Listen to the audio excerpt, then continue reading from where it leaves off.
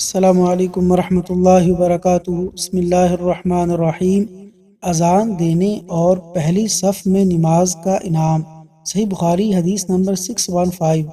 حضرت ابو ہریرہ رضی اللہ عنہ سے روایت ہے کہ رسول اللہ صلی اللہ علیہ وسلم نے فرمایا کہ اگر لوگوں کو معلوم ہوتا کہ اذان کہنے اور نماز پہلی صف میں پڑھنے سے کتنا ثواب ملتا ہے، پھر ان کے لیے قرآن ڈالنے کے علاوہ اور کوئی چارہ باقی نہ رہتا تو البتہ اس پر قرآن اندازی ہی کرتے۔